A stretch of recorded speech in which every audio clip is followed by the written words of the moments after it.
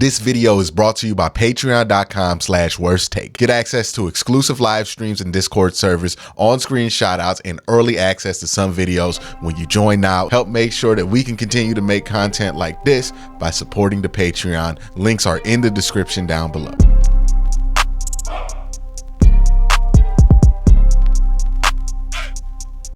Hey, what's up? And welcome to Comment Commentary, the show where I take your comments and provide some commentary over top of them throughout the videos that I've dropped this week. First video we're going to be talking about is, will the Browns offense or defense struggle early? This is a video I dropped. I believe I dropped this on Monday as well as the other commentary video. Melon or Molin Lab says most wide receivers don't really start to break out until year 3, especially later picks. Look at DPJ. We need to get out of the mindset that we are so void of talent and need most of the rookie class to start. Yeah, I just think it's a natural reaction to, oh, I'm excited, we just drafted this guy. What's the first thing you do when you draft somebody? You watch your highlight tape from college. Every player who gets drafted in NFL that has a highlight tape is going to have an amazing college football highlight tape, because in order to get drafted, you have to be a pretty good college football player most times, right? So you look at the highlight tape and you start to get excited about Cedric Tillman, or you start to get excited about David Bell, and you start to imagine him having those same exact highlights on your favorite football team. But in the back of your head, you're not really thinking about the fact that you're watching college football highlights. The Big Ten's much different than the NFL, right? And then when you see the player in the NFL not look like he did in those highlights, not look like he did in the Big Ten, all of a sudden your opinion changes of him because you set an unrealistic expectation. I'm not blaming anybody for doing this. I'm just pointing out that this is exactly what happens whenever we draft somebody. This is what we do. And how do I know this? Because I used to do this all the time. You know what I mean? We draft somebody, I watch all the videos, I get as hyped up as possible, and then the preseason come and that dude don't look nothing like the videos and I'm out. Right? It's going to take time. It's going to take time. Enjoy getting excited about these players. I have no problem with getting excited about players on your team. I encourage that. But also be realistic of, hey, look, you know, we're watching highlights from what this dude did 3 years into his college career most times. Sometimes 4 years into their college career when we're looking at these guys. So we can't expect them, if they didn't walk into college instantly and become superstar players on day one, why would we expect that there is no similar learning curve in the NFL when it's a bigger leap than from high school to college, right? We give these dudes like 3 years in college before we make a judgment on them, but the NFL happens, a bigger leap, and then we give up on dudes in 1 year. So it's the same thing, right? We just kind of lose perspective of it because we get excited about the player and we watch the highlights and, you know, we start imagining things and you know, nothing is more exciting than the new thing, and the drafted players are always the new thing, but that doesn't mean that they're the only thing. Justin said here, I think we all finally we want to finally get a diamond in the rough wide receiver. We haven't had one since Josh Gordon, and even that was taken away from us. We just want to find our Chase, Jefferson, or Diggs. Well, man, they're not on every team. You name 3 dudes, and there are 3 dudes like that in the NFL. You know what I mean? Like, you're just not, every team's not going to have one. You know, we could want one, but every team's not going to have one. And you got to wait for a player to emerge and become that. All right, let's move on to the next video. Browns that might get cut. What were the comments here? Douglas Purcell says, bro, a Nick Harris cut would be crazy. To go from being the day one starter at the start of one season to getting cut before the start of the next is wild. It's the NFL, man. That's the NFL. That's what happens. Like, it happens all the time. Your window for opportunity is not indefinite in the NFL. It is a finite window. And unfortunately for Nick Harris, he had a window to get that job and become a career starter and maybe even get an extension. But then he hurt his knee. That was the first thing that busted the window, but it wasn't definite at that point.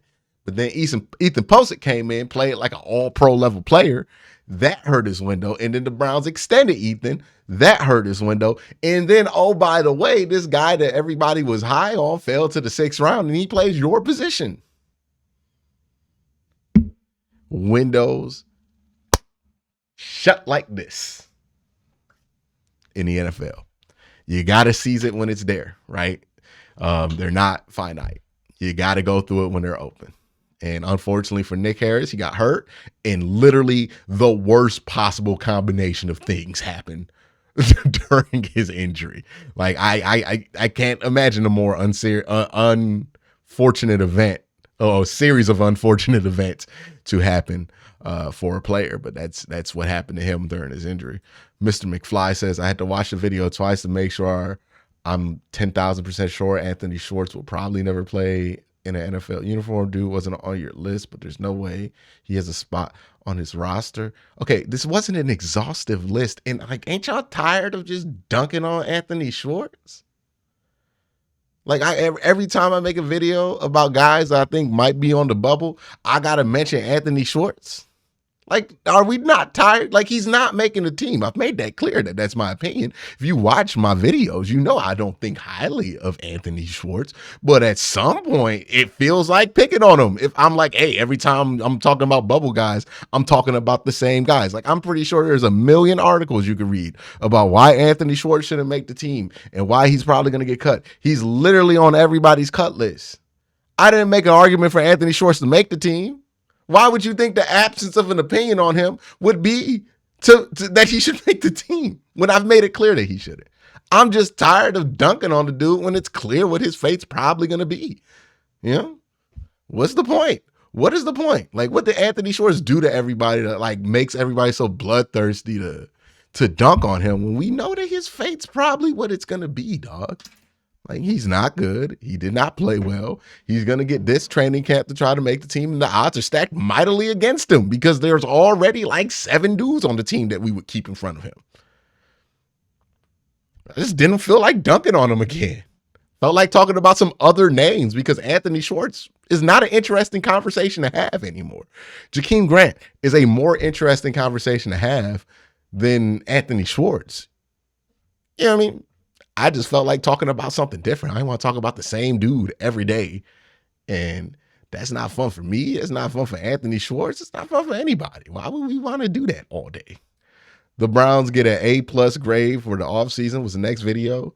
The comment here was from Joe. Joe said, DPJ had the same number of 20+ yard receptions as T. Higgins, which was more than Chris Olave and Garrett Wilson. He's improved every year since being in the NFL, adding 200 extra receiving yards each year. Q was correct. He still needs to improve in the red zone, but it was unfair to compare him to Chase Claypool. I think Chase Claypool is a fair comp. Like, Chase Claypool, if you look at his stats, you can pull up some impressive stuff about what Chase Claypool has done in his NFL career. And what I said, if I remember correctly, was not that DPJ is the same person as Chase Claypool, but the similar frustrations exist between the two because they're both big players that don't play as big as you want them to play. Is that not true? You even acknowledged that that was true in your comment. So what I said was true. It wasn't me being unfair to DPJ. That's exactly what they said. Like, I don't think I said he's going to be production wise the same player as Chase Claypool. I just said that DPJ, he's one of them big dudes that don't really get 50-50 balls in the way that you would want him to do. Doesn't mean he doesn't have value. I've talked about the value that he provides. It's just we can't be so dogmatic about one individual player that, like, anytime somebody says anything fair about him, we're talking about that being hating. Like, we got to be able to talk about the players on the team without people crying about it. What the media gets wrong about OTAs. The next video I did, Lockdown Publication says, what about the value of camaraderie and sacrifice and togetherness? Their presence is the affirmation that they're in the trenches with their brothers. Okay. I'm pretty sure nobody on that football team has a question of if Myles Garrett is willing to sacrifice, or if Nick Chubb is willing to sacrifice, or if Joe Bitonio is willing to sacrifice. This is a ridiculous comment. Like, the assumption here is that those dudes got to prove to everybody else that they're with them. I'm sorry. They have nothing to prove to their teammates. And their teammates respect that. Because they're Myles Garrett, Nick Chubb, and Joe Bitonio. One is the most tenured player on the team. The other two are the most accomplished. And when you are the most tenured and a very accomplished tenured player, when I say that, and two of the most productive players in their position groups in the NFL, you get some leeway. I don't understand why this is such a hard concept for everybody to grasp. And they're voluntary workouts. They don't need to be there. They're there if they want to be there. They're there if it makes sense for them to be there. If that does not make sense to them, they don't have to be there. Why do we care so much about if these dudes are showing up to voluntary meetings in the offseason? Like, could you imagine if somebody was watching you like this about showing up to PTA meetings? You know, the voluntary parent-teacher meetings? Like, what are we doing here? You know, this is crazy. like, let it go. Will the Browns pursue D-Hop? There's no greater meaning in if somebody shows up to OTAs. And I promise you, fans are the only ones who think about it like that. Like, players in the locker room do not I bet players have had I bet the locker room has had less conversation about who showed up to OTAs and who didn't than fans have. And all the fan conversations about how are the players going to feel if these guys, they really don't care. They understand what it is. They understand what's going on. They don't have a problem with it. But we're imagining that all of these players have a problem with it when we have these conversations. If the players don't care, if the coaches don't care, what are we making a big deal out of it for? Again, 99% of the conversation about who shows up to voluntary OTAs has nothing to do with what's better for the football team. And has everything to do about the people who want to have that conversation. It is about something personal to them, but it actually has nothing to do with the football team. Will the Browns pursue D-Hop? The comment here was, what if they did a 1-year deal and a massive signing bonus so they didn't have to count it against the cap? I would love if they could just do this, but this is not something they could do. So one of the things people kind of misunderstand about how the Browns move with the cap money is they think that they just like give them the signing bonus and that dissipates all the money that was going to be due. No. So what that does when you give somebody a bunch of guaranteed money in the first year is you can lower the cap number, and it allows you to move all the non-guaranteed money to a later year in the cap. So if you've heard the term void years, this is what happens with those, right? The reason that they can renegotiate Deshaun Watson's contract is because they're really sure that Deshaun Watson's going to be here for a long time. And Deshaun Watson is also really sure that he's going to be here for a long time. So he's willing to renegotiate his contract, understanding that, hey, this can's going to continue to be kicked down the road until probably the end of my career. And my career is probably going to be played out here. That's why you would do that. But if you're talking about a 1-year deal, you can't sign somebody to a 1-year deal. Let's say it's $20 million 1 year, and then guarantee them $17 million and then have the cap hit be 3. That's not how that works. So that $20 million that you signed that player for 1 year, it's going to have to count against the cap at some point. The question is when.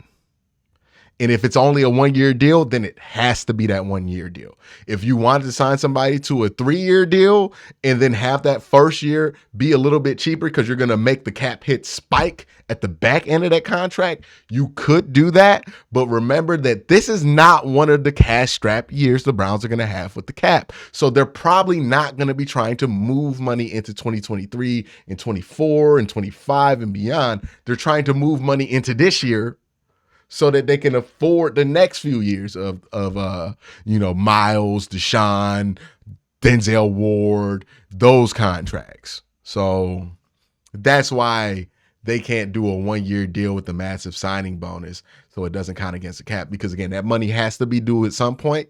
And if it's a 1 year deal, then they have to get that money out in that 1 year. If they wanted to sign them to a 1 year deal with 2 void years, you could do that, but you would be guaranteeing yourself a dead cap number for the next 2 years, and you don't have cap space to play with. So the Browns aren't a team that would be able to do that. There's not really much you could do with the free agent contract for 1 year to get lower under the cap. There's not a lot of trickery. You could play there without paying a penalty for the next couple of years. Because again, that money, like all the money that Deshaun Watson got paid, that's going to hit against the cap eventually. The question is when. And that's what the Browns are trying to control, is when that money hits. It doesn't disappear and go away. That money's still there. The bill comes due. It's a question of when the bill is due. It's kind of like deferring your loans. Like, you don't gotta make the payment now, but you might have to. The bill's gonna be due eventually, and that's kind of the situation there. So I hope that clarified the understanding of that, if I wasn't clear on that. The Browns to keep an eye on. This is the last video I did before I did this recording session. And Daryl says, the Jack Conklin hate is wild to me. Just paid the man. You got to let it go. What did I say that was hating on Jack Conklin? See, man, all I said was DeJuan Jones, if he gets it together, he's probably going to be somebody who could play at a higher level for longer and cheaper than Jack Conklin. And Jack Conklin has not played well enough to justify, this dogmatic love for him. So, like, I don't get it. I don't get it. Again, I'm going to be honest about players. I think being honest about players doesn't equate hate. I think you could be critical of a guy, and I don't think there's anything unjustified that I said about Jack Conklin. Has Jack Conklin not gotten hurt over the last few years? Because that's what I said. Has his play not dipped a little bit in the last few years? Because that's what I said, right? Since 2020, he hasn't really been the same dude that he was in 2020. So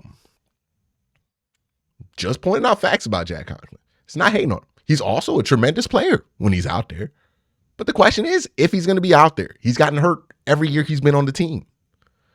Or if not every year, close to every year. It's been a problem. If DeJuan Jones can get out there and give you a similar level of play to Jack Conklin, which his tape indicates to me in college, at least he could do that. Now, it's going to be a leap in the NFL, but you're talking about somebody who's almost 400 pounds, has 85 or 83-inch arms. Like, he might be able to do it. And if he can stay healthy and maybe provide a little bit more athleticism, it would be hard for Jack to get back in that starting spot if DeJuan looked like he did in college in the NFL.